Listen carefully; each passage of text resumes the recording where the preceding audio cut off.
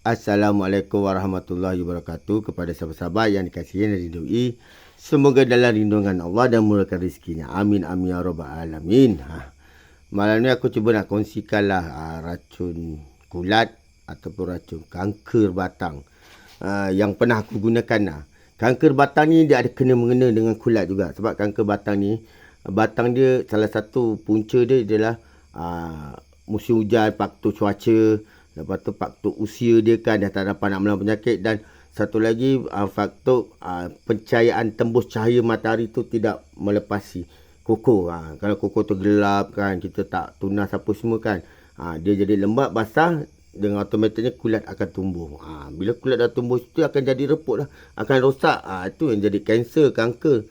Dan dia boleh terjadi juga pada akar. Itu yang saya cakap semalam tu, yang saya cakap tu kan, kalau akar tu terlalu lama terendam dengan air banjir dalam lebih daripada seminggu lebih, 2 minggu terlalu lama, kemungkinan pokok koko tu berisiko mati. Disebabkan semua pasal busuk lah kawan, kanker kan apa semua. Dia mesti ada kena dengan kulat. Kita cuba tengok yang ni oilnya kita tolak tepi. Ini dah tak guna lagi dah. Ini zaman bapak saya dulu kan. Ini zaman dulu lah. Zaman Tok Kadok dulu, awal-awal tu kan. Kita tengok. Ini yang saya pernah gunakan. Kawan tengok namanya kan, saya bacakan lain pula bunyinya kan. Kalau tak puas hati lagi, cari dalam Google. Ada namanya ni. Ni apa? LHALELY 25 WP. Racun kulat. Dan serbuk racun WE. Apa ni? Ni yang saya letih ni. Kawan baca. Kan? Saya sorry lah. Sekolah tak habis kawan. Ni lah jadinya kan. Ni salah satu racun kulat yang saya pernah gunakan. Tengok tu. Dia cakap apa? Kanker batang pada pokok durian. Sebab dia berkulat. Pokok durian pun boleh kena juga kanker batang.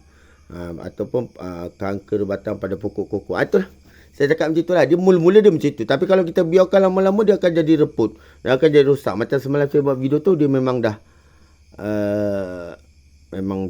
tak boleh buat apa lah tu. Dia dah tua kan. Yang penting kita baca bawah ni. Ni pewaris aktif yang berapa? 25. Kira kuat jugalah kan. Ni pewaris legai. Lenggai. Lebih kurang macam itulah. Tengok dia apa? 750. Dia memang ada dia punya power aktif dia. Dia berkesannya dia lah tu, lebih kurang macam itulah. Dan satu lagi yang penting ni kawan ni, kelas 3. Sebab kelas 3 ni boleh dikatakan racun tu agak kuat jugalah. Tak boleh letak sebarangan, kena ada tempat yang khas. Takut nanti budak-budak kecil buat main tak tahu apa semua kan. Ni cukup baik. Kalau kelas 3 ni kira boleh dikatakan agak keras juga racunnya. Memang bau dia lain macam kawan. Betul. Dia dengan racun serangga lebih kurang je bau dia. Rasa sama, bau lebih kurang je. Kita tengok belakang dia. Tengok ni. Apa ni dia tu? Reput pangkal, kanker batang, pokok durian. Ni adalah dia nak gunakan dia berapa gram, berapa kg kan. Tengok dia cerita dulu pokok durian. Macam mana cara rawatannya? Curahkan bancuan di sekeliling pangkal pokok apa ni, dengan menggunakan 15 liter bancuan bagi setiap pokok. Apabila tanda-tanda terkena serangan mula dikesan, rawat setiap 3 bulan jika perlu. Itu kalau tanda-tanda dia macam daripada reput dah basah lembab tu kan. Bolehlah buat macam ni. Kalau macam semalam saya tunjuk tu, itu dah tak boleh buat apa. Mandikan racun tak guna dah. Itu pemulihan je kawan. Kerabak dah batang macam tu, apa nak dirawatnya? Itu pemulihan je. Ataupun boleh juga ni kalau macam peringkat-peringkat awal bolehlah kita gunakan macam ni. Seperti kita kikis kulit batang pokok yang dah ada penyakit. Beruskan bancuan di atas batang yang telah dikikis. Rawat 3 bulan sekali jika perlu. Itu kalau di peringkat awal lah. Peringkat awal boleh lah kau nak mengikisnya. Kalau yang macam semalam saya tunjuk tu, itu dah tak ada peringkat awal. Itu nak kena pemulihan. Dia pun boleh terjadi pada 5 orang. Reput akar ataupun reput pangkal. Itulah saya cakap.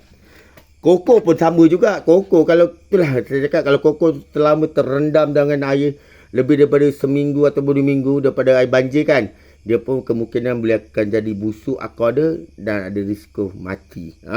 Bahaya. Cukup-cukup bahaya. Pokok saya ada satu mati. Tapi tak apalah.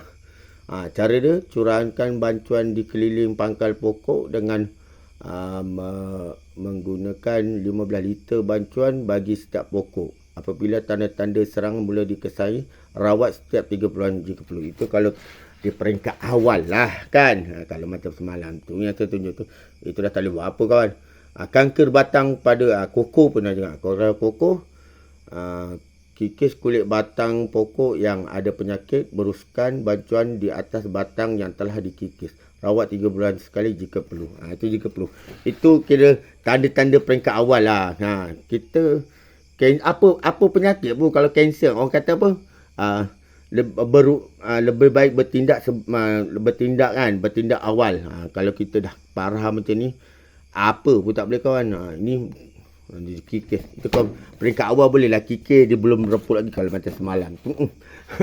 Inilah kata apa, racun kulat atau kanker batang. Ini yang pernah guna, dan yang terbaru sekarang ni aku gunakan air ni. Ini air pun yang terbaru lah yang digunakan. Tengok kawan. Tengok tu. Hak milik Lembaga Hukum Malaysia, tak boleh dijual. Faham tu? Jangan dijual. Tapi ni BI lah kawan. Aku nak transfer, aku suruh tusil lah. Aku minta maaf lah banyak-banyak. Dia lebih kurang macam tu jugalah. Ni bengkak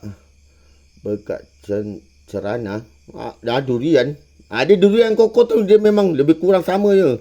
Dia durian ke koko ke, lebih kurang sama je.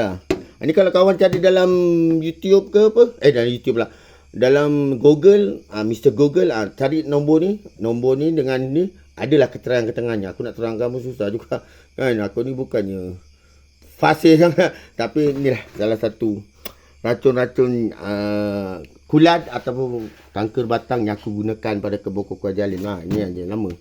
Apa-apa pun, terima kasihlah kepada Lembaga Hukum Malaysia yang sudi membantu kami pekebun kecil ini, mengusulkan kami menggunakan racun ni, racun apa yang sesuai, baju apa yang sesuai, atas nasihat dan bantuan, tunjuk ajar kami pada pekebun kecil.